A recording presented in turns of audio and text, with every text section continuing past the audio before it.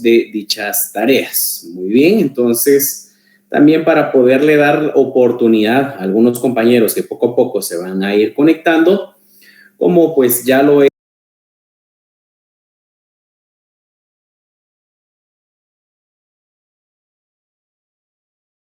recopilación o recordatorio de la clase referente a la segunda clase, que fue la de la semana pasada. Entonces, actualmente tenemos en pantalla las diapositivas de esta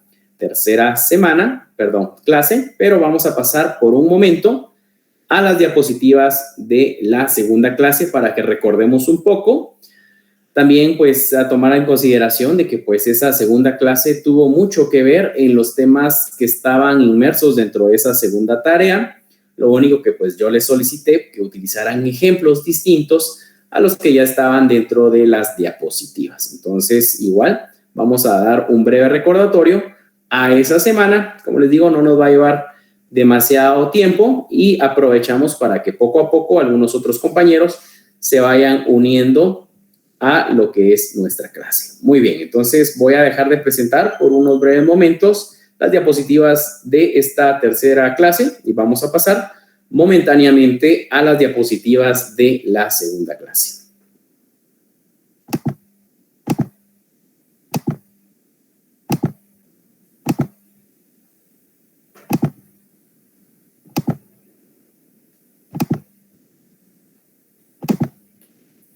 Muy bien, ya las tenemos entonces en pantalla. Tenemos acá las diapositivas, como repito, de la semana, de la segunda clase. Esto porque vamos a hacer un breve recordatorio de los temas pasados para tener una continuidad de temas. Muy bien, entonces vamos a recordar un poco de lo que estábamos platicando la semana pasada, que era referente a lo que era en sí el jefe de Estado, que iba vinculado precisamente a esas reuniones de jefes de Estado. Muy bien, entonces recordábamos jefe de Estado, le llamábamos precisamente a la persona que iba a tener la plena representación, tanto de manera interna como externa, de su Estado al cual representa. Nos indica que el Estado, el jefe de Estado, es la autoridad suprema de un Estado, representa su unidad y continuidad ante el Estado mismo e internacionalmente. Este se puede dar de diferentes formas según sea al Estado que pertenezca, dependiendo si es un Estado democrático en su momento o una monarquía. Hablábamos entonces de que las funciones específicas de los jefes de Estado varían de acuerdo con el sistema político de cada Estado, al ser la máxima personificación del Estado. Su título determina de por sí la forma de gobierno estatal.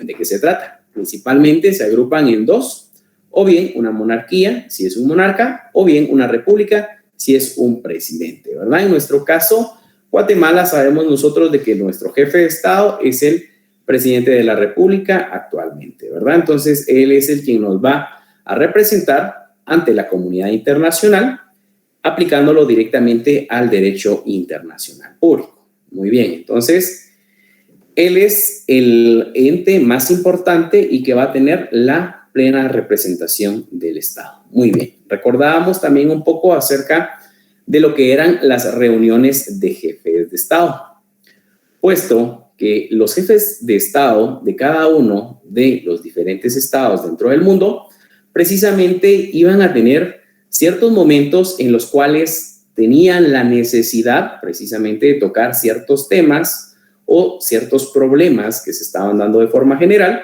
por lo cual es necesario pues acudir a reuniones de jefes de Estado. Muy bien, entonces dentro de las reuniones de jefes de Estado podemos indicar de que este tipo de reuniones en inglés se les denomina summit meeting y con frecuencia refieren a reuniones donde participan personas muy importantes, presidentes, ministros, secretarios generales, directores, etcétera, que ocupan cargos de gran responsabilidad y visibilidad. Entonces, este tipo de reuniones, como nos indica acá, pues participan personas muy importantes. Siempre vamos a hablar precisamente de los jefes de Estado primordialmente, pero pueden haber algunas otras personas que puedan acudir a las mismas, como son los ministros, los secretarios y asimismo, en su momento, cualquier otro tipo de comitiva que pueda acompañar precisamente a este tipo de reuniones de Estado a el jefe de Estado. Entonces, es por ello que nosotros teníamos dentro de esta diapositiva precisamente dos imágenes en las cuales se llevaba a cabo reuniones de jefes de Estado. Una de ellas, pues para no ir tan lejos, se realizó acá en Antigua Guatemala. Muy bien, indicábamos también otra de las características de las reuniones de jefes de Estado era el hecho de que es usual que estos encuentros sean dotados de un gran dispositivo de seguridad, ya que el evento puede atraer tanto acciones de protesta como acciones básicamente terroristas. Además, y por lógica, estas reuniones suelen tener una cobertura mediática importante, en muchos casos a nivel del mundo o a nivel continental. Entonces, vemos directamente de que esta es otra de las características de las reuniones de Estado. Es tan importante este tipo de reuniones, puesto que va a reunir a los principales estados en cuanto a sus representantes, de lo cual, pues, como indica esta característica, están inmersos precisamente dentro de cualquier tipo de protesta o bien algún acto terrorista. Recordando precisamente, como les indicaba, este ejemplo de esta reunión que se llevó a cabo precisamente en Antigua Guatemala, en ese entonces un alto dispositivo de seguridad se vio presente en la ciudad, puesto que se le tendría que brindar la seguridad ante todo a los representantes de los estados, puesto que se estaba reflejando el cómo iba a actuar y representar el estado de Guatemala como sede precisamente para dicha reunión. Otra situación, como lo indica acá, es de que este tipo de reuniones va a tener como consecuencia también una serie de manifestaciones. Para no ir muy lejos, alguno de los presentes acá, me imagino que por medio de las redes sociales o en su momento dentro de la misma rutina dentro de la ciudad, pues con el simple hecho de que el día de hoy pues estuvo presente el presidente de la República en la ciudad de Antigua Guatemala, pues veíamos cómo precisamente la importancia precisamente del jefe de Estado en cuanto a sus acciones dentro del Estado, como lo estamos hablando aquí también, fuera del Estado, frente a toda la comunidad internacional, pues de alguna manera va a tener como consecuencia algunas aceptaciones y por otro lado, alguna negativa a su desempeño, por lo cual, pues como ejemplo veíamos hoy, teníamos una manifestación en el Parque Central a la espera pues que él saliera de las actividades que estaba realizando en el Palacio Nacional. Vemos entonces cómo precisamente pues lo vemos enfocado pues a un simple ejemplo acá con el presidente de la República de Guatemala, no digamos el alcance precisamente que se llega a dar cuando se lleva a cabo una de estas reuniones de Estado, puesto que los representantes de Estados muchas veces dentro de su actuar, pues hay ciertas situaciones que no son precisamente del agrado de toda la sociedad y precisamente es allí donde se aprovecha para poder realizar todo tipo de manifestación o incluso, mucho más grave, como indicábamos acá, algún tipo de acto terrorista. Muy bien, sigamos platicando entonces acerca de este tipo de reuniones. Indicábamos, en cuanto a los temas a tratar, también es usual que se conozcan previamente y que estén establecidos en una agenda que se negocia previamente entre los principales participantes y el país anfitrión o institución anfitriona. Vemos entonces cómo también acá nosotros ya veíamos dentro de sus diferentes características un tema que vimos más adelante y que es de suma importancia para las reuniones de jefes de Estado, como lo es la agenda a tratar. Puesto que en la agenda a tratar vamos a tener nosotros inmersos aquellos temas que se negociaron para poder discutirse dentro de estas reuniones de Estado.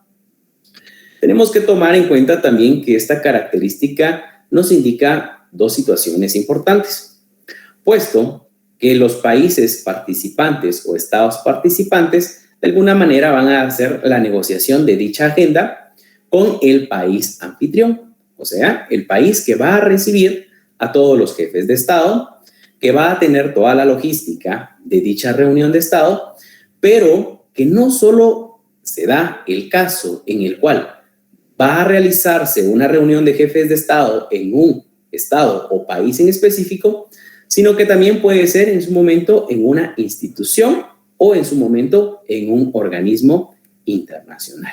Como ya habíamos hablado nosotros en una de las primeras clases, precisamente el hecho de que no solo íbamos a tener ciertos estados, sino también íbamos a tener ciertos organismos de carácter internacional en los cuales también pueden haber reuniones de jefes de Estado.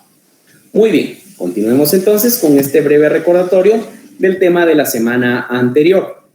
Esto, como repito, para llevar una concatenación de los temas y poder recordar precisamente lo que platicamos la semana anterior.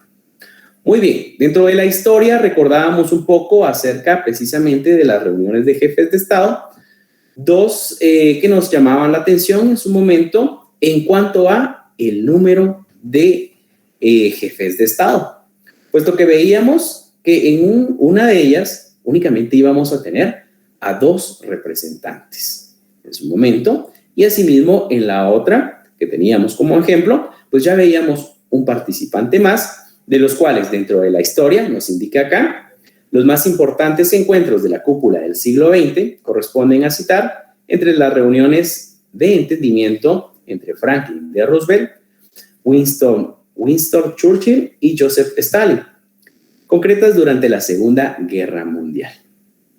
Importante acá es que posterior a la Guerra Fría, es decir, cuando se pasó de un mundo básicamente bipolar a un mundo multipolar, con notoriedad, paralelamente se fue incrementando el número de reuniones de jefes de Estado, también por efecto de una mayor actividad de los organismos internacionales. Vemos cómo hoy en día entonces estas reuniones de jefes de Estado, pues si bien es cierto, se pueden dar reuniones de jefes de Estado de forma bipartita en su momento o con grupos muy pequeños, al día de hoy las reuniones de jefes de Estado reúnen a una gran mayoría de estados del mundo, puesto que se van a tocar temas de generalidad precisamente para todo el globo terráqueo. Entonces, vemos acá cómo poco a poco va evolucionando las reuniones de jefes de Estado. Tenemos acá tanto una de las reuniones que tenemos de ejemplo en el año de 1945, tenemos otra en el año de 1961, de las cuales fueron marcando las bases precisamente para lo que hoy en día nosotros vemos reflejado en las actuales reuniones de jefes de Estado.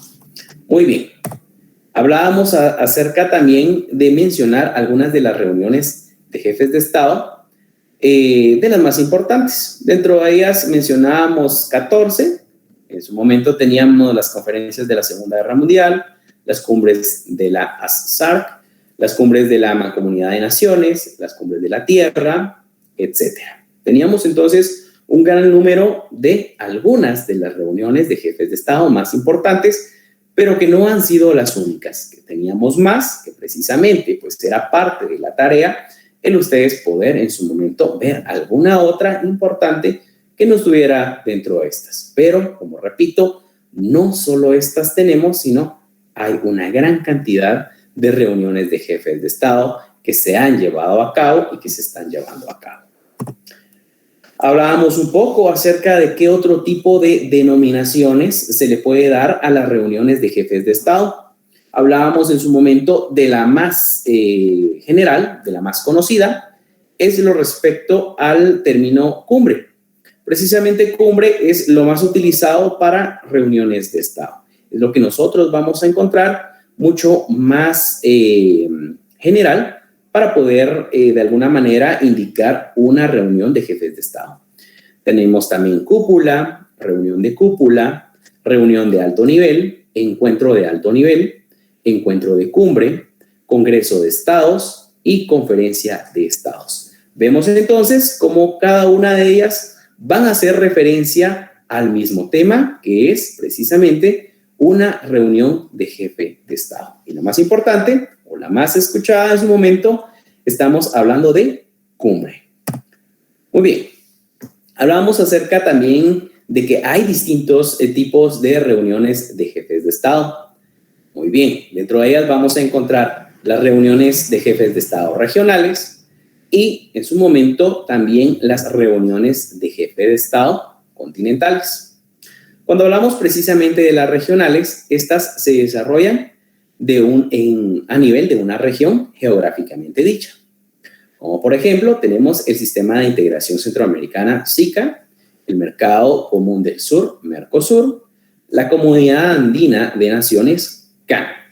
Todas estas se van a caracterizar entonces, como ya nosotros establecimos, por el hecho de que este tipo de reuniones de jefes de Estado se van a llevar a cabo precisamente dentro de una región geográficamente dicha, ¿verdad? Entonces, no va a ser la mayoría de estados del mundo, no va a ser todo un continente, sino precisamente solo va a ser una región geográficamente dicha.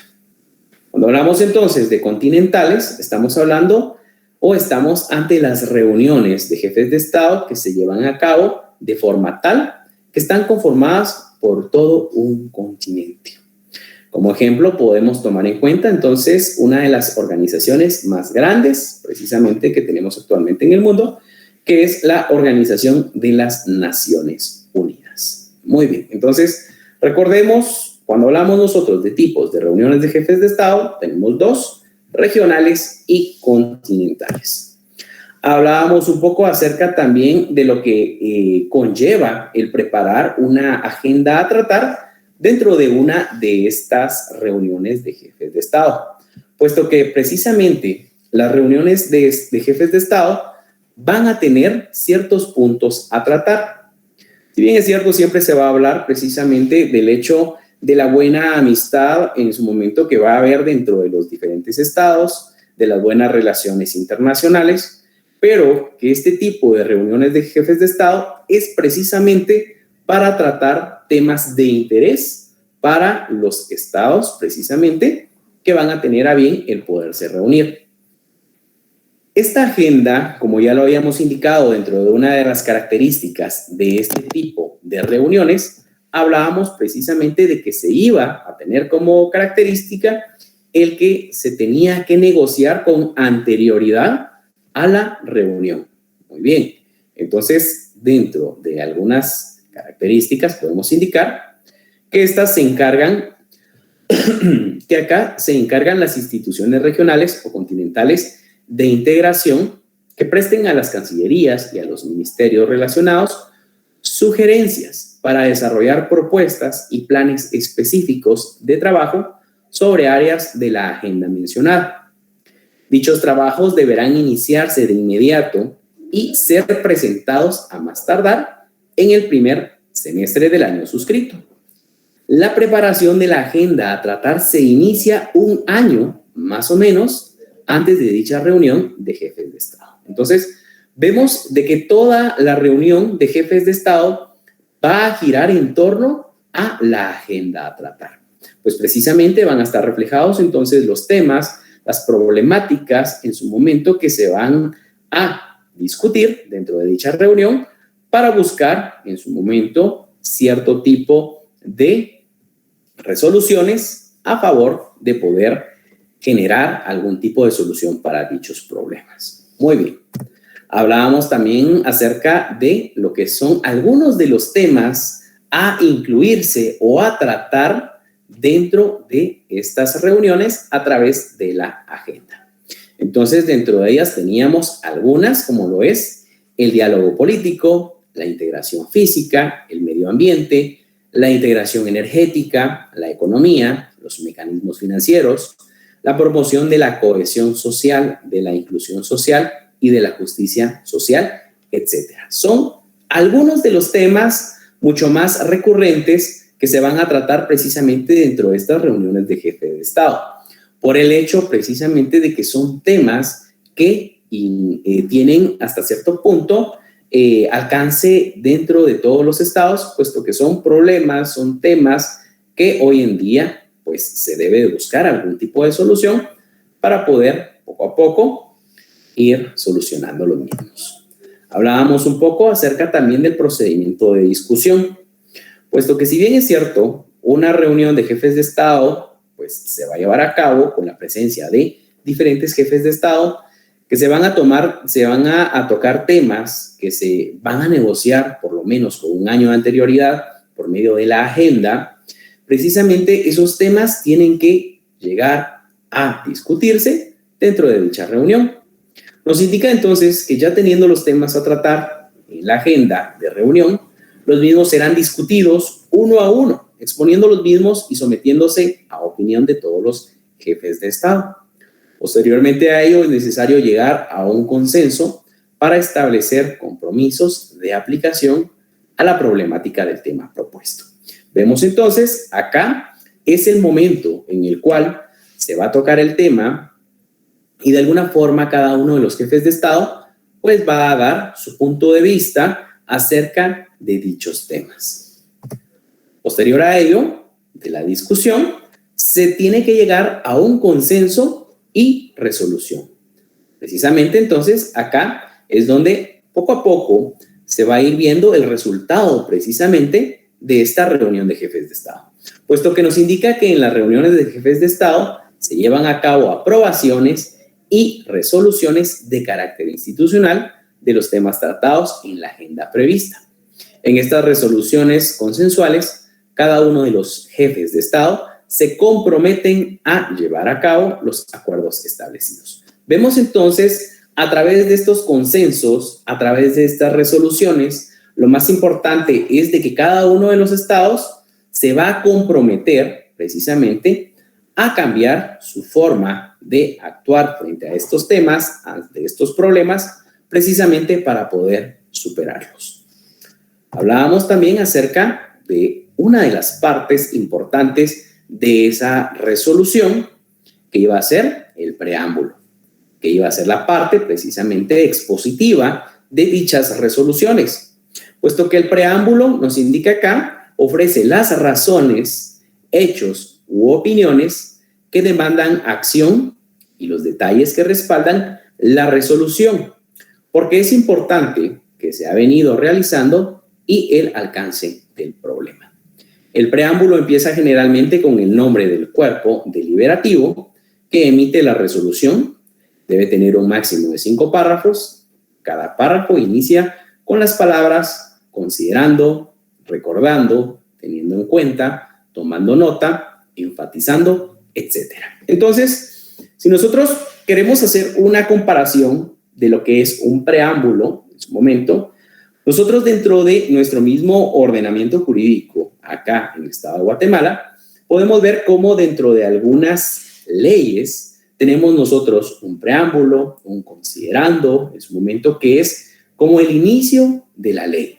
Por el hecho de que en este preámbulo, en este considerando, se tiene el espíritu del por qué precisamente fue creada una norma. En este caso, precisamente va a ser el por qué se llegó, después de una reunión de jefes de Estado, a dicha resolución.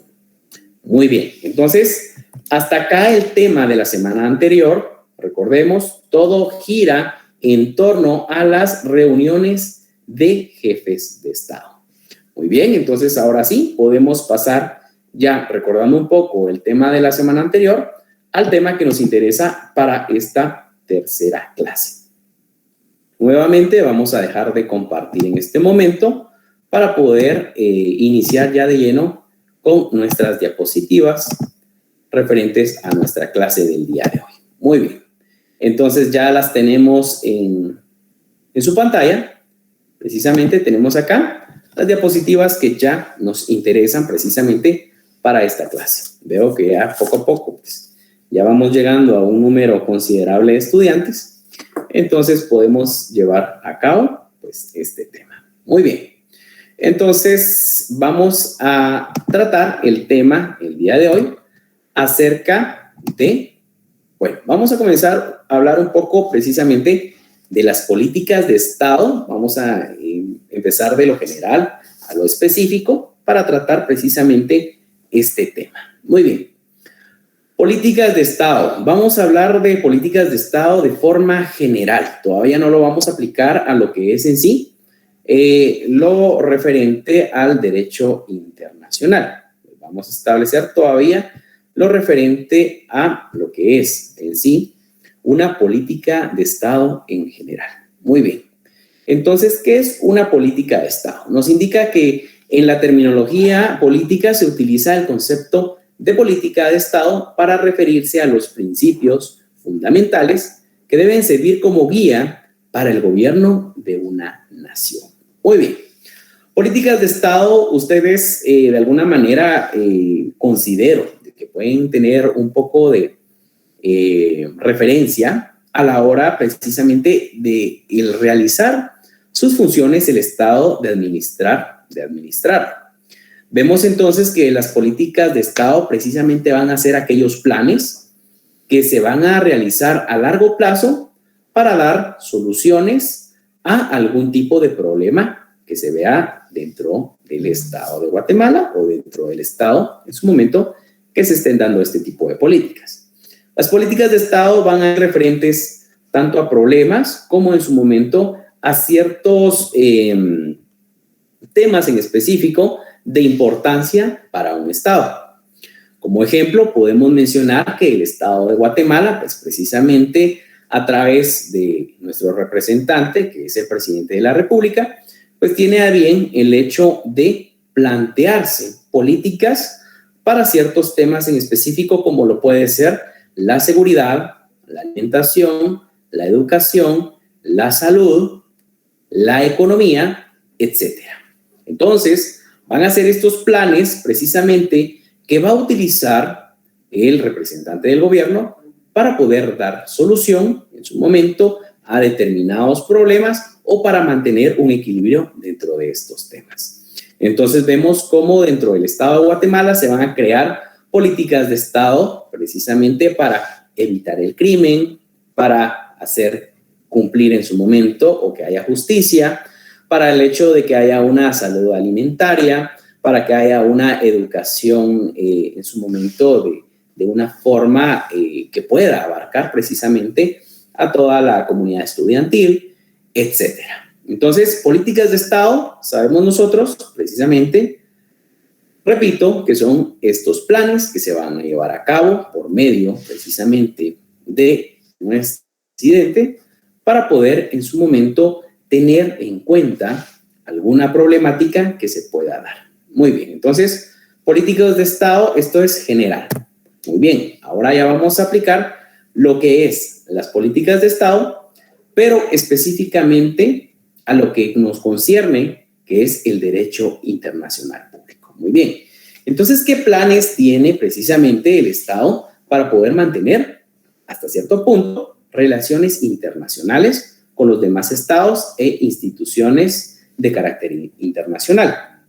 Nos indica entonces de que las políticas de Estado dentro del derecho internacional público son aquellos lineamientos, principios fundamentales que deben servir como guía para el gobierno de una nación pueda aplicarlos dentro de sus relaciones con otros estados u organismos internacionales. Muy bien. Entonces, acá viene el Estado y tiene que precisamente dedicar estos lineamientos, estos planes, para poder mantener ante la comunidad internacional buenas relaciones, un buen funcionamiento, el poder hasta cierto punto ver todo lo referente a poder negociar tratados, a poder de alguna manera acudir a todas las reuniones de jefes de Estado, de promover precisamente la cultura de nuestro propio Estado, el brindarle precisamente una asesoría, una ayuda, un servicio a nuestros connacionales en otros estados. Vemos entonces cómo el Estado de Guatemala tiene que crear políticas de Estado enfocadas precisamente al derecho internacional público.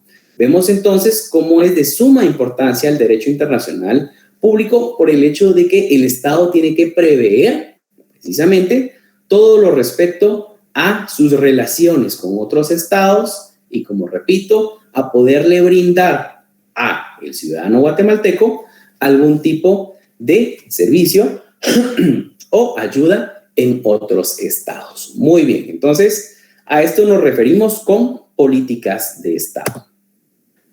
Muy bien, continuemos. Si bien es cierto, ya hablamos de Estado, en la clase anterior vimos precisamente quién tenía la representación de un gobierno, en este caso de un Estado, y pues lo vamos a volver a mencionar. Indicamos entonces quién tiene la representación legal del gobierno ante el derecho internacional. Vamos a tenerlo enfocado precisamente en los jefes de Estado. Acá podemos encontrar o podemos entender por jefes de Estado a los presidentes, reyes, emperadores, etc. Son los representantes supremos natos de los estados en sus relaciones mutuas. Entonces, ellos van a tener la representación legal del gobierno o de un estado ante la comunidad internacional. Pero quiero también tener muy en cuenta de que si bien es cierto, alguno de ustedes se pone a analizar o en su momento recuerda algún tipo de artículo, libro o noticia que haya escuchado, pues va a tener bien el hecho de que aparte del presidente de la República, en nuestro caso, precisamente de nosotros, como Estado de Guatemala, tiene dicho representante ante la comunidad internacional, vamos a ver de que él va a ser el representante legal como tal, el que tiene la suprema jerarquía. Vamos a ver más adelante que van a haber otras personas que pueden representar al Estado de Guatemala, pero siempre van a estar ante las directrices precisamente del jefe de Estado. Como lo puede ser en su momento un cónsul, un canciller, en su momento el mismo ministro de Relaciones Exteriores, en su momento. Vamos a tener incluso a un embajador que puede tener dicha representación del Estado de Guatemala ante la comunidad internacional, pero recordemos que quien va a ser el de mayor jerarquía va a ser el jefe de Estado o presidente de la República en nuestro caso. Él va a delegar en algunos momentos para algún tipo de reunión, para algún tipo de negociación, alguno de los que ya mencioné. Muy bien, continuemos. Vamos a hablar ahora un poco de la embajada, puesto que cuando nosotros hablamos precisamente de las distintas representaciones legales que van a existir ante la comunidad internacional de un estado en específico, que podemos tomar como ejemplo el Estado de Guatemala, vamos a hablar un poco acerca de la embajada.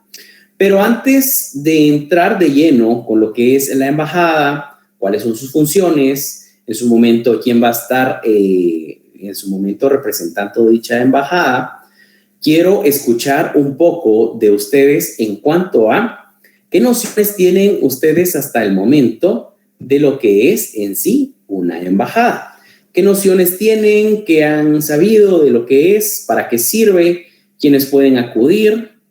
¿Qué pueden hablarme ustedes precisamente acerca de Guatemala en cuanto a embajadas? Entonces, voy a dejar un espacio para que ustedes puedan brindarme un poco acerca de nociones básicas que ustedes tengan por el momento de lo que en sí es la embajada. Entonces, por favor, tienen ahorita libre para que puedan participar.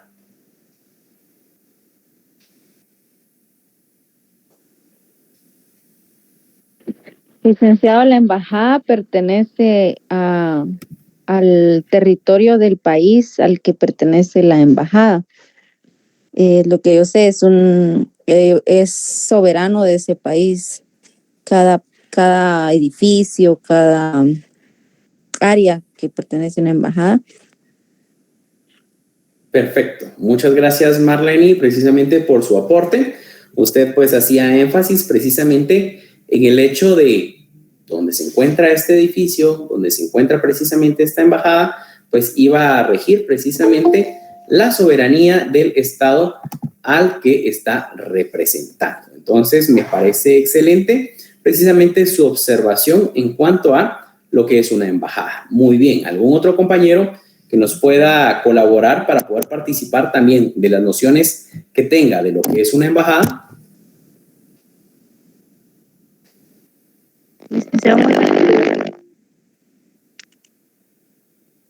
Muchas gracias.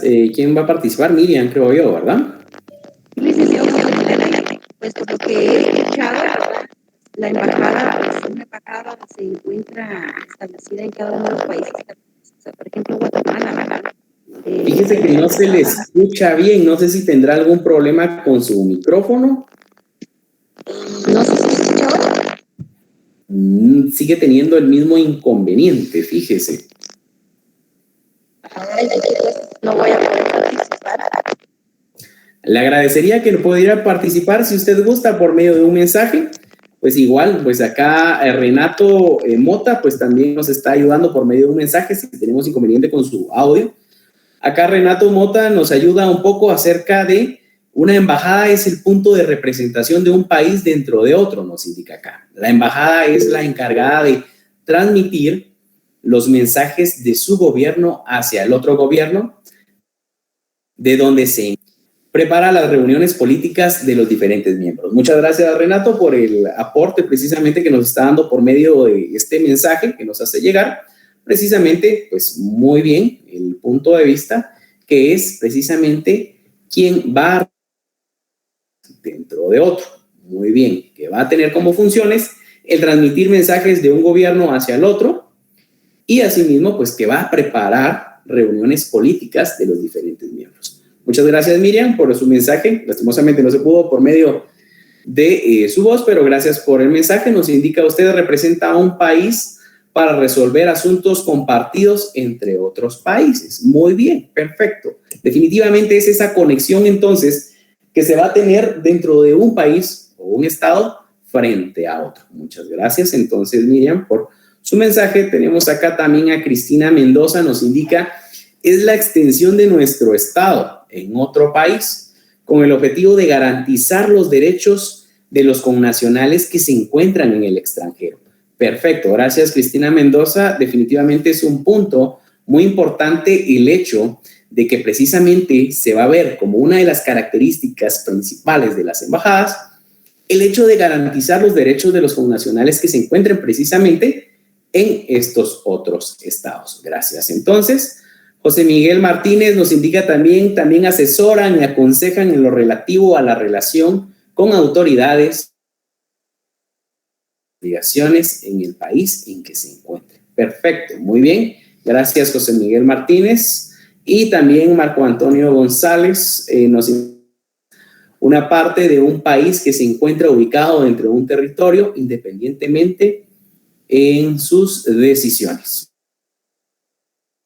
Por lo visto ustedes se cohíben un poco a hablar ahí por micrófono, que recibí bastantes mensajes. Yo creo que ahí fue más fácil para ustedes el poder compartir. Muy bien, gracias. Precisamente acá Inocente Ramos nos está pidiendo la mano.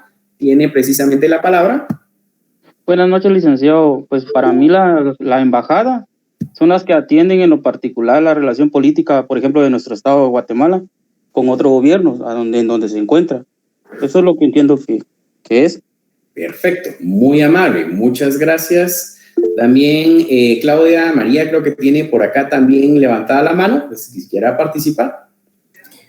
Sí, buenas noches, licenciado. Fíjese que para mí considero que una embajada es una institución, ¿verdad? Y en este caso, pues encargada de representar, podríamos decirlo diplomáticamente, un país fuera de él, ¿verdad? Y en este caso, pues brindar apoyo a los connacionales, ¿verdad? Todos los en este caso, guatemaltecos que viven en el extranjero, ¿verdad? No sé si está bien. Perfecto. No, está bien, muchas gracias. Gracias por su participación. Definitivamente son dos temas que se vienen bien claros para ustedes. Como les digo, estamos viendo nociones que ustedes tienen por el momento antes de entrar al tema. Y considero que precisamente estas preguntas son para yo ver cómo están ustedes acerca del tema. Y considero que están bastante bien. Franklin Chamalé nos indica acá, representa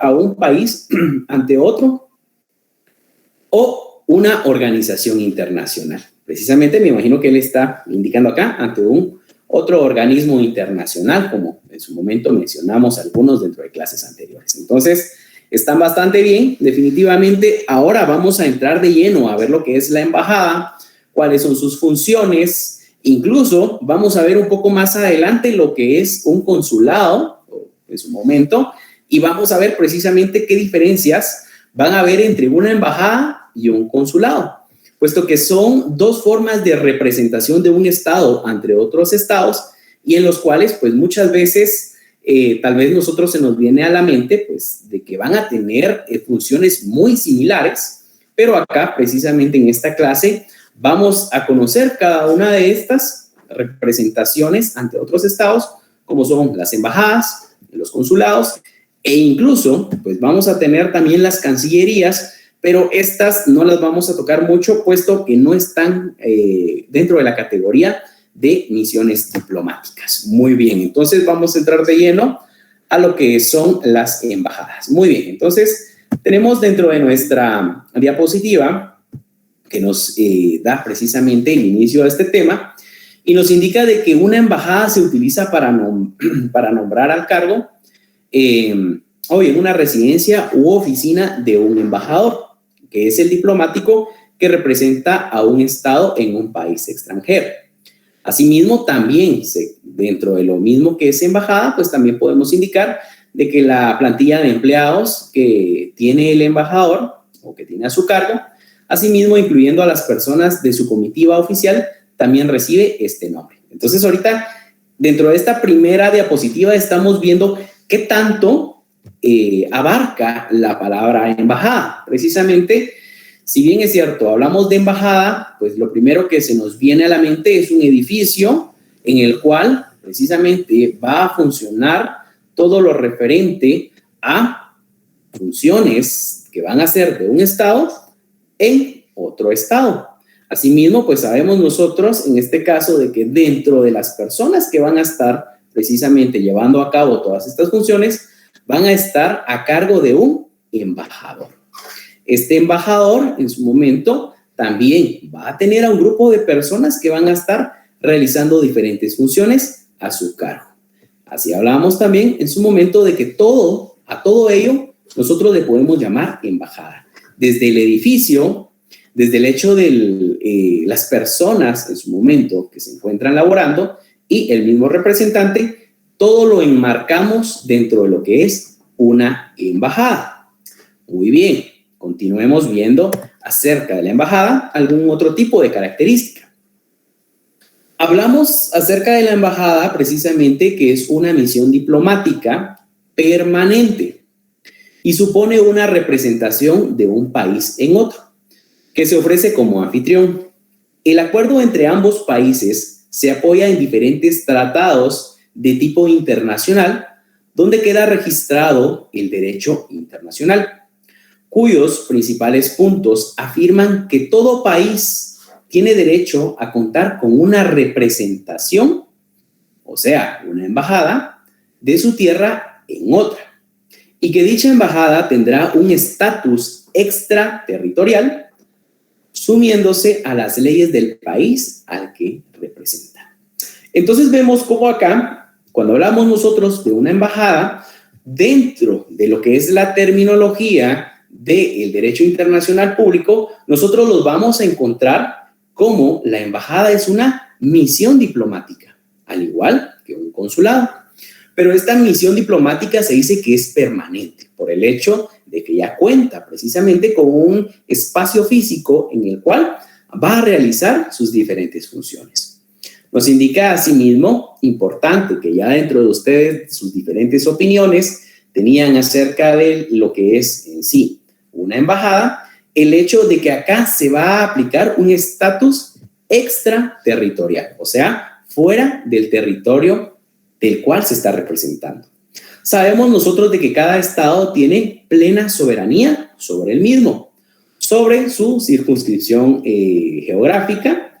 Asimismo, cuando hablamos nosotros de una embajada, precisamente ese espacio físico en el cual va a funcionar dicha embajada también tiene plena soberanía del Estado que está representando. Se aplican las normas del país que está representando. Y todo lo que suceda dentro de dicha sede o dicho lugar físico precisamente concierne única y exclusivamente a las leyes del país al cual representa. Entonces vemos cómo ahí se aplica precisamente ese estatus extraterritorial que era el que alguno de ustedes pues ya me apoyaba dentro de los diferentes mensajes e indicaba esta característica. Muy bien. Hablamos un poco acerca ahora de las obligaciones y responsabilidades de una embajada. Porque si bien es cierto, pues va a tener el hecho de poder representar a un estado en otro estado, pero ahora tenemos que ver qué otras funciones tiene. Realmente, ¿cuál va a ser su función aparte de representar al estado del que está representando dentro de otro? Indicamos entonces que las funciones que debe desempeñar una embajada son varias. Su figura máxima, el embajador. Debe informar a su gobierno sobre los eventos sociales, económicos, militares y políticos que tienen lugar en el territorio donde se encuentra trabajando. También debe preparar tratados y visitas de Estado para que el nexo entre ambos países derive en una relación diplomática amistosa. A su vez, gracias a intentar una buena aceptación en el país anfitrión, debe buscar promover su propia cultura y proporcionar intereses políticos del país en el que reside, con el que se representa. Pero seguramente la responsabilidad en la que debe poner un mayor esmero es en la de procurar que los visitantes de su tierra natal al país donde trabaja reciban un trato agradable y sientan contención en caso de tener que enfrentarse a algún problema determinado. Vemos entonces cómo enmarcamos dentro de esta diapositiva parte de las funciones que tiene una embajada. Vemos precisamente de que si nosotros lo queremos generalizar, precisamente como alguno de los compañeros indicaba, la embajada va a tener como función precisamente ese enlace entre estados para mantener precisamente un tipo de amistad entre ambos sin que haya algún tipo de conflicto. El hecho de poder siempre tener esa comunicación con las personas que se encuentran representadas en el estado del cual representan, poder brindar precisamente todo lo referente a información de la economía, de lo que es en su momento temas políticos, que puedan tener en su momento un tipo de nexo con lo que es el estado en el cual se encuentran. Muy bien, entonces ya tenemos acá algunas de las funciones y obligaciones de la embajada. Muy bien, vamos a mencionar ahora un poco acerca de los tipos de embajada. Cuando hablamos de tipos de embajada, nos indica acá que de acuerdo a la forma en la que se encuentren gestionadas las embajadas, pueden ser 2 puntos. Vamos a encontrar acá 5 tipos de embajadas. Número 1, las residentes. Nos indica de que las residentes son aquellas en donde la sede se encuentra situada en el territorio del estado ante el que se encuentran acreditadas. Muy bien, estas son las residentes. Una característica muy importante que ustedes tienen que tener en cuenta en cuanto a las embajadas es de que la embajada de un determinado estado dentro de otro estado no puede superar el número de una embajada por estado. Entonces, si decimos que Guatemala va a tener embajada en diferentes países como lo es México, Brasil, Argentina, Ecuador, hablemos nosotros incluso de España, vamos a tener en cuenta de que dentro de todos estos estados que yo acabo de mencionar, no puede haber más de una embajada por cada estado. Esta es un momento de las características precisamente dentro de este tipo de embajada que es de residentes. Muy bien, continuamos con otro tipo de embajada y vamos a hablar de la no residentes. Nos indica acá que la sede está fijada en otra capital, en caso de que se trate de un tipo de acreditación firmada por varios países, es decir, acreditación múltiple. Muy bien, ¿cómo podemos ejemplificar este tipo de embajada?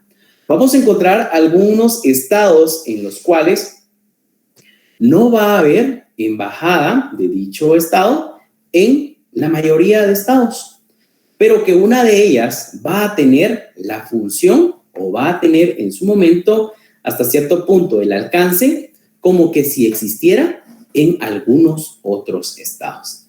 Es por eso que se dice que no es residente. ¿Por qué? Porque físicamente no se va a encontrar en algún otro país, pero en la que sí se encuentra, pues se puede tomar en cuenta como que si allí estuviera. Ejemplo, hagamos de caso de que Guatemala en su momento tiene una embajada en Colombia, pero resulta que en lo que es Venezuela, en lo que es Ecuador, en lo que es Uruguay y Paraguay, no hay embajada de Guatemala.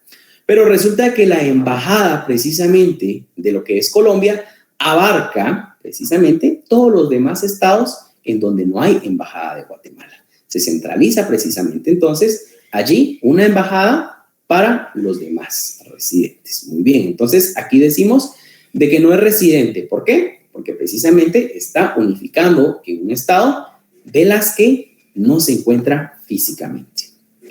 Muy bien, continuemos. Un tipo de embajada que es la misión o delegación. Nos indica de que este es un grupo que representa de forma diplomática el gobierno de su país frente a un organismo internacional, como puede ser las Naciones Unidas. Entonces vemos cómo aquí ya cambia, ¿verdad? ¿Por qué? Porque este tipo de embajada ya no va a ser que se va a encontrar físicamente en otro estado, sino se va a encontrar dentro de un organismo internacional, como lo es las Naciones Unidas. Y vamos a tener acá, en su momento, otro tipo de embajada, que es este High Commission. Nos indica de que es la sede de la embajada de un país que forma parte del grupo, del grupo conocido como Commonwealth, en la capital de otro país, miembro de dicho grupo. Bueno, ¿a qué nos estamos refiriendo precisamente de este organismo internacional? Dentro de tareas anteriores, dentro de temas anteriores, nosotros hablábamos de, en su momento, ciertos organismos internacionales en los cuales miramos a la Organización de Naciones Unidas, miramos OEA, etcétera. Precisamente el Commonwealth es una de ellas. Vamos a ver precisamente de que es un organismo internacional que reúne diferentes estados, pero principalmente es el Reino Unido ante algunos otros estados. Es uno de los más grandes y más antiguos. A la hora de ustedes investigar un poco más, pues pueden encontrar más acerca de este organismo internacional. Muy bien. Y vamos a tener por último otro tipo de embajada como es la nunciatura. Y la nunciatura nos indica acá de que es la sede de la embajada del Vaticano.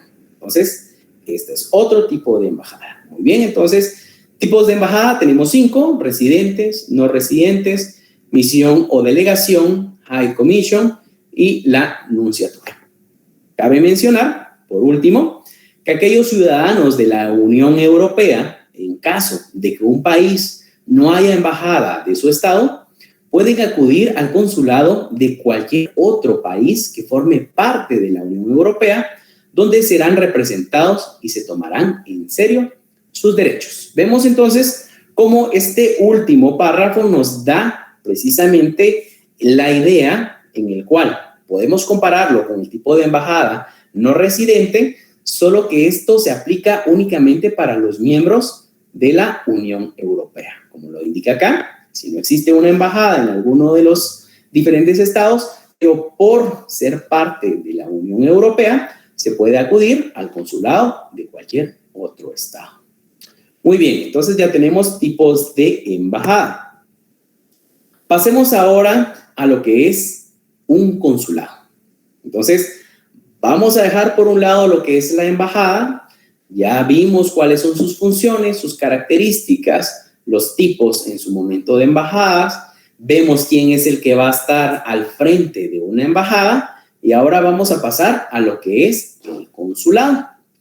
Entonces, quiero, antes que entremos en el tema del consulado, ahora volver a preguntar hacia ustedes y ya teniendo en cuenta lo que es en sí una embajada, ¿qué idea tienen acerca de lo que es un consulado? Como repito, son dos formas de representación de un estado ante la comunidad internacional o frente a otros estados, pero en sí, ver las diferencias o ver realmente cuáles son sus funciones, y me gustaría saber la opinión de ustedes de qué es un consulado. Entonces, por favor, si me pudieran apoyar.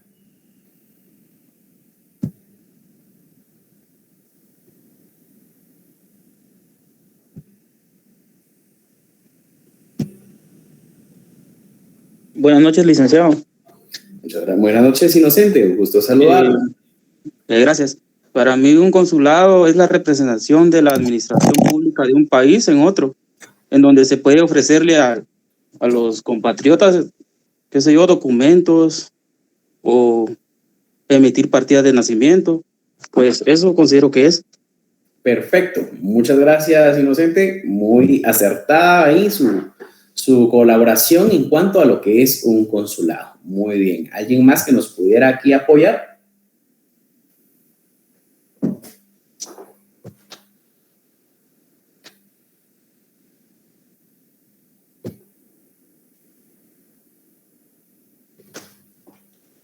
Si no, voy a tener que ver nombres por acá ustedes. Y ahí sí me voy a desengañar si realmente están conectados a la clase o están viendo la novela por ahí. Vamos a ver por acá, William Pérez, por favor, que nos apoye por acá.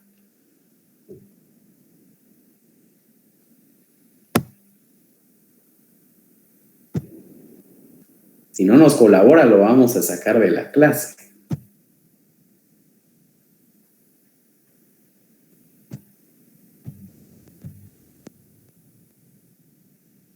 Sí, buenas tardes. Muy buenas tardes, un gusto saludarlo, William. Disculpe por acá, yo aquí molestándolo con que nos pueda colaborar con qué idea tiene acerca precisamente de lo que es un consulado. Tengo entendido que un consulado es una representación hacia otro país con el objetivo de establecer, más que todo, brindarle a sus ciudadanos de otros países en establecer o renovar documentos oficiales como partidas de nacimientos, matrimonios, certificados de función, entre otras cosas. Perfecto, muchas gracias, William. Entonces, gracias por su colaboración, definitivamente muy acertado también en su comentario, al igual en su momento que el otro compañero. Yo creo que solo así los voy a hacer participar a los demás. Al final no tengo la dicha de tenerlos al frente presencialmente como para poderlos poco a poco ayudando, pero ahí solo un comentario, Lick, respecto a un consulado. Diga. Hace como unos 15, 20 días, a través de Facebook, yo vi al diputado Aldo Dávila, que andaba en un consulado en Texas, Houston. Entonces había un montón de paisanos ahí haciendo cola para precisamente tramitar sus DPIs, sus pasaportes y un montón de documentos, pero como siempre sucede, le estaban dando maltrato y no los estaban atendiendo bien, y precisamente él se encontraba para arreglar ese tipo de problemas y no lo quisieron dejar entrar. A un principio no lo dejaban entrar al consulado, decía yo tengo que entrar aquí porque esto es parte del territorio de Guatemala, yo soy diputado y tengo acceso a estas instalaciones, y el cónsul no lo quiso atender, o sea, lo atendió, pero después de varios problemas que se suscitaron. Entonces, por eso es importante la función de los consulados para nuestra gente, pues, que se encuentra fuera de nuestro país. Únicamente, gracias. Perfecto, muchas gracias, Jorge. Precisamente, pues, usted ahí nos da precisamente uno de los ejemplos, ya en lo práctico, precisamente, de cómo es que realmente funciona un consulado, precisamente cómo es que nuestros connacionales acuden a un consulado, precisamente bajo qué tipo de servicio que se le puede brindar como precisamente connacional. y lastimosamente pues también el hecho de que pues por un mal servicio precisamente este diputado pues tuvo que llegar a fiscalizar, ¿verdad? Pero sabemos nosotros de que siempre se va a aplicar la extraterritorialidad, por lo cual precisamente él tenía todo el derecho de poder fiscalizar, puesto que el hecho de que pertenece a lo que contiene la soberanía del Estado de Guatemala. Entonces, definitivamente, él tenía todo el derecho. Muchas gracias por ese ejemplo práctico dentro de lo que es en sí las funciones del consulado. Muy bien. ¿Alguna otra participación ya por último para continuar?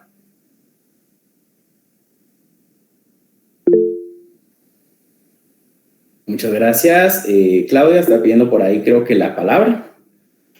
Sí, licenciado, solamente para agregar, tengo entendido que también brindan protección a los ciudadanos detenidos, ¿verdad? Dentro del territorio donde se encuentran, ¿verdad? Más que todo, o sea, brindarles protección, ¿verdad? A los nacionales que han sido detenidos en ese otro país. No sé si está bien o está bien. Mal. Está correcto. Muchas gracias, Claudia. Definitivamente es otra de sus funciones que tiene en sí un consulado que va a llevar a cabo precisamente como un tipo de apoyo al connacional a la hora de verse precisamente dentro de algún tipo de dificultad por haber sido detenido. Entonces, otra que es bastante conocida en general precisamente es a la hora, ya estamos a las puertas de un proceso electoral más. Ya el otro año nosotros tenemos nuevamente votaciones y si bien es cierto, nosotros vamos a realizar nuestro voto dentro de lo que es el territorio nacional, pues precisamente para todos nuestros connacionales dentro de los diferentes estados del mundo y que precisamente tienen el derecho de poder ejercer ese voto, lo llevan a cabo también dentro de los diferentes consulados. Allí es donde ellos acuden precisamente para poder ejercer su voto. Vemos entonces cómo es otra precisamente de las funciones que tiene un consulado.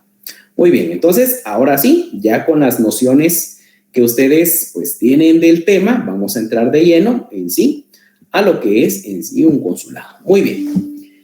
Consulado nos indica acá de que en su momento tiene sus raíces dentro del latín. Consulatus nos indica de que el consulado es un término vinculado al cónsul, una persona nombrada por un gobierno para proteger los intereses del país y de sus ciudadanos en un estado extranjero. El consulado es la casa u oficina del cónsul, al igual que su cargo y el territorio donde ejerce su autoridad. Vemos entonces como en esta diapositiva tenemos las ideas generales de lo que es un consulado. Sabemos de dónde proviene etimológicamente la palabra, vemos precisamente cuáles son sus funciones generales, como lo es en su momento proteger los intereses del país y muy importante lo que ustedes han indicado, precisamente los derechos en su momento de los ciudadanos en un estado extranjero. Muy bien, veamos entonces qué otras características se tienen acerca de un consulado.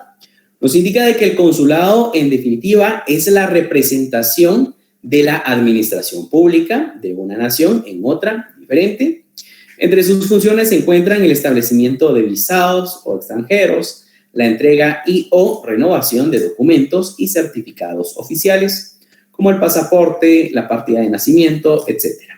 Y la protección de los ciudadanos nacionales detenidos en el país extranjero. Si vemos, pues de los comentarios que ustedes han aportado precisamente son estas funciones, estas características que va a tener un consulado precisamente en otros estados. Vemos entonces cómo cuando hablábamos nosotros de una embajada, precisamente se iba a dar ese tipo de relación de un estado hacia otro. Pero cuando nosotros ya hablamos de un consulado, precisamente ya estamos viendo de que su función va más enfocada en sí a lo que es el poder brindar un servicio a los conciudadanos que se encuentran en dichos estados. Como lo es, indicaba acá dicha diapositiva, el poder gestionar algún tipo de entrega de documentos, como lo es brindarle esa ayuda a los detenidos en un país extranjero, o incluso, como les indicaba yo, a la hora de un proceso electoral, el llevar a cabo la votación de los connacionales en dicho consulado.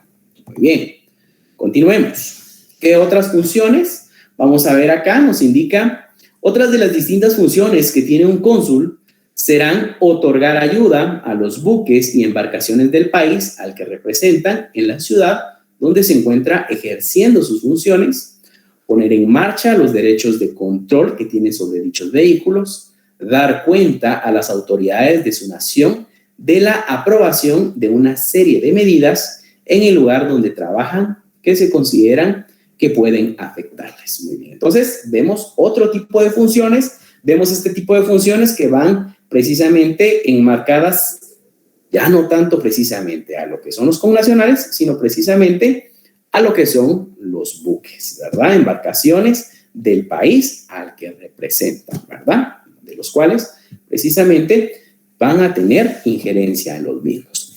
Algo importante dentro de los consulados, si bien es cierto, se indicaba dentro de esta diapositiva, que dichos consulados en su momento, dependiendo de la ciudad donde se encuentren, se indicaba acá.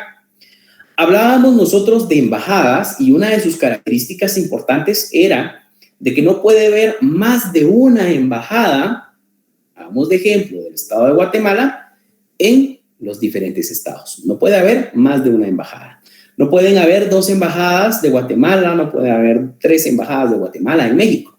Únicamente una embajada. Y por lo regular, en su momento se tiene la característica de que dicha embajada debe estar en lo que es la capital de dicho estado. Ahora bien, a diferencia de los consulados, vamos a ver de que los consulados sí pueden existir más de uno en los diferentes estados. Podemos encontrar entonces que van a haber ciertos estados por las dimensiones geográficas que sean, en su momento puede haber más consulados en un solo estado, precisamente del que están representando. Tenemos también en cuenta, como otra característica, que incluso dentro de una misma embajada puede existir un consulado o una oficina consular que precisamente va a dar todo este tipo de servicios a sus connacionales. Muy bien.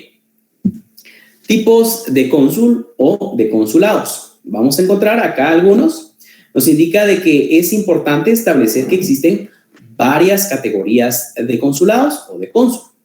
Así nos encontramos entonces con el honorario, el general, el adjunto, el general adjunto o el vicecónsul. De estos, el más importante es el consulado general, puesto que en el caso del honorario y los demás únicamente van a estar ejerciendo algunas de las funciones del consulado general. Entonces, tipos de cónsul, repito, tenemos entonces el general, el adjunto, el general adjunto y el vicecónsul. Muy bien, entonces tenemos hasta acá lo que son los consulados en cuanto a sus funciones, en cuanto a quién va a ser su representante, en cuanto precisamente a quienes se van a ver beneficiados con las diferentes funciones de estos cónsules. Entonces, nuevamente voy a solicitar la participación de ustedes en cuanto que ahora, antes precisamente de poner énfasis en las diferencias de ambos, quiero que ustedes, de lo que hemos tratado hasta el momento, de las ideas que ustedes tienen precisamente de lo que es una embajada y un cónsul, me puedan ustedes ayudar con su opinión en cuanto a establecer qué diferencias encuentran ustedes ahora entonces entre una embajada y un consulado. Entonces, por favor, para que me puedan ayudar acá.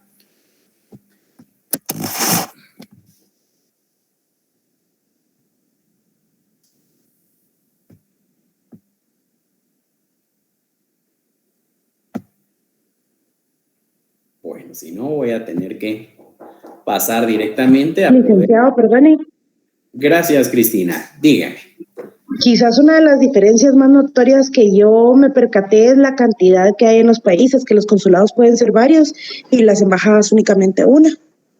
Perfecto, muchas gracias. Entonces tenemos ahí una de las características precisamente a el número que se puede establecer en cada uno de los estados. Muy bien, precisamente una embajada, nada más vamos a tener una por estado y consulados podemos tener más. Jorge Aníbal Calderón, por favor, ¿tiene la palabra? Sí, considero que ¿cómo se llama? Que la embajada tiene como un nivel más alto que un consulado. O sea, están posicionados un poquito más arriba en cuanto a una categoría, podríamos decir. Y el consulado mira temas más que todo notariales, mientras que la embajada podría ser tipo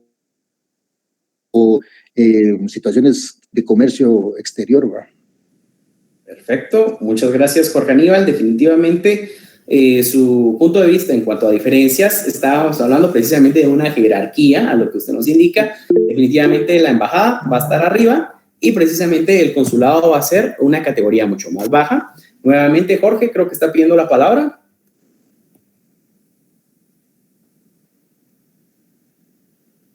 No, yo creo que se le quedó la manita ahí prendida. Pero bueno, ¿alguien más que me pueda indicar alguna otra diferencia entre embajada y cónsul? Licenciado, perdone, lo que es la embajada ve temas diplomáticos y el cónsul ve temas administrativos. Perfecto, muchas gracias. Precisamente Levi nos indicaba acá el tipo de asuntos que se iban a tratar. Precisamente, pues al hablar de una embajada, precisamente se iban a ver temas entre estados, precisamente. Pero cuando nosotros hablamos del consulado, como lo indica acá, son funciones administrativas que se van a dar normalmente en un estado en el cual se van a ampliar a otros connacionales que se van a encontrar precisamente en otros estados. Muy bien, gracias por esa otra diferencia. ¿Alguien más que nos pueda aportar otra diferencia?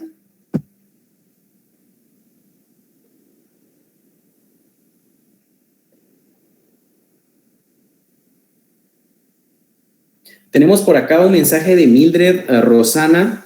Nos indica, Lick, buenas noches. Consulados dependen del Ministerio de Relaciones Exteriores y los cónsules ejercen funciones diplomáticas y de representación, nos indica acá. Entonces, si bien es cierto, dentro de su mensaje, a la hora de indicar precisamente de que los consulados dependen del Ministerio de Relaciones Exteriores, precisamente es correcto, pero cuando hablamos directamente de su segundo comentario en cuanto al hecho de que los cónsules ejercen funciones diplomáticas y de representación, ahí sí, de alguna manera, pues son un poco de funciones más inherentes a lo que es en sí una embajada. Entonces, pero en su momento, pues podemos tomar como alguna característica que va a diferenciar a uno sobre otro. ¿Algún otro comentario de diferencias?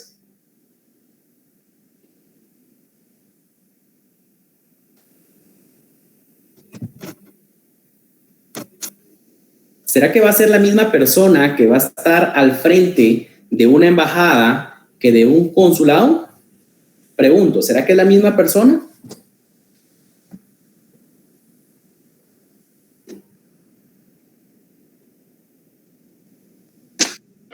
No creo, licenciado, porque son figuras distintas. Perfecto, gracias. Todos dijeron un no rotundo. Excelente. Entonces, cuando hablo de una embajada, ¿quién va a estar al frente de una embajada? Embajada, el embajador, licenciado. Muy bien, ¿de un consulado entonces? El cónsul. Muy bien, así de fácil. Es como hacer una suma de 1 más 1. Es algo lógico en su momento y que precisamente es otra de sus diferencias. El hecho de que no va a ser el mismo quien va a estar al frente de estas dos, sino que van a ser diferentes representantes. Si bien es cierto, como yo les indicaba, van a haber algunas embajadas en las cuales dentro de la misma embajada va a existir un consulado, pero eso no significa de que en su momento dicho embajador va a estar también a cargo de este consulado, sino son funciones diferentes y representantes diferentes. Muy bien. Entonces, ahora sí, continuemos con las diapositivas para poder ver cada una de estas diferencias. Muy bien. Nos indica acá, entonces, diferencias entre embajada y consulado.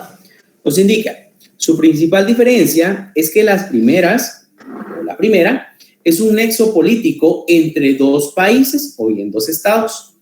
Y el segundo es un punto de encuentro entre un país y los natales de este que se encuentran en otra nación. Entonces, esta es su diferencia principal, precisamente a qué van enfocados. Uno, a esa relación entre dos estados y el otro, precisamente, a ese encuentro entre un país y los natales de este que se encuentran en otra nación. Continuemos. Indicamos en su momento también, ya como diferencias, el hecho de que la embajada constituye el tipo de representación de mayor categoría que un estado puede tener en otro. Es decir, este órgano es la máxima autoridad oficial en un país y en el extranjero como tal. Debe incluir un dirigente, en este caso, lo hace referencia al embajador. Esta figura se encarga de velar por los intereses de su país en el territorio en el que se encuentre y actúa como intermediario entre los dos gobiernos. Entonces, estamos viendo características puramente de lo que es la embajada. Vemos, como dice, que es de una categoría mayor. Nos indica también de que la embajada, como oficina de representación permanente, solo puede existir una, que es lo que dijimos, que normalmente se ubica en la capital del estado receptor. Entre sus funciones se encuentran la negociación para potenciar las relaciones políticas, económicas y comerciales entre los dos países, informar al gobierno de cuanto acontezca en el lugar de destino y realizar visitas de estado, etc. Vemos entonces cómo estamos poniendo acá una serie de características para poder en su momento distinguir lo que es una embajada de lo que es un consulado. Continuando entonces con nuestras diapositivas, pues vamos a poder indicar ahora bien cuáles son las características que diferencian el consulado de lo que es la embajada. Y podemos determinar que al igual que las embajadas, los consulados son otro tipo de representación de un país en un territorio extranjero. Sin embargo, estos últimos tienen una categoría inferior y pueden haber varios en un mismo estado, localizándose sobre todo en las ciudades más importantes. Para una mejor gestión de los asuntos, se diferencia entre el consulado general, que es el principal, y por debajo de las agencias consulares o consulados honorarios que tienen capacidad para desempeñar las funciones que se fijen. Entonces, si nosotros vemos las características más importantes entre ambos, tenemos que tomar en cuenta que si bien es cierto, las dos van a ser formas de representación del Estado frente a otros, vamos a ver que cada una de ellas tienen funciones distintas. Siempre vamos a tener del lado de lo que es la embajada esa relación entre estados, precisamente atribuyendo a todo lo respecto a la política, a la economía y la cultura. Y del lado del consulado, pues precisamente se van a dar funciones que van a ir enfocadas a los connacionales, precisamente en cuanto a algún tipo de servicio, como lo es expedir documentos, expedir pasaportes, tener hasta cierto punto también el apoyo a aquellos connacionales que se encuentran detenidos en otros estados y también como sedes para realizar un voto precisamente dentro de los diferentes, precisamente las diferentes elecciones que se pueden llevar a cabo. Entonces, son de las características o bien en su momento de las diferencias más en su momento que vamos a tener mucho más a la mano precisamente de estas dos formas de representación de lo que es un Estado. Muy bien, entonces hasta acá el tema del día de hoy, de esta tercera clase. Estamos en tiempo todavía para no poder interrumpir al siguiente catedrático. Considero que pues estamos abarcando, ustedes pudieron participar precisamente para poder dar sus puntos de vista. Es un tema que considero que pues sí es bastante notorio de que pues se maneja por parte de ustedes, Ya solo es nada más de ver algunas características, de algunas diferencias, como lo vimos en esta clase, para poder tener un panorama mucho más claro acerca del tema. Entonces, nuevamente les agradezco por su atención, por las diferentes tareas que se me hicieron llegar. Si bien es cierto, no son todos, pero los que me están enviando tareas, pues yo sé que esos puntos los van a agradecer en determinado momento a la hora de que, pues, primero Dios no quiera, pero que les haga falta más de algún puntito por ahí, les van a servir.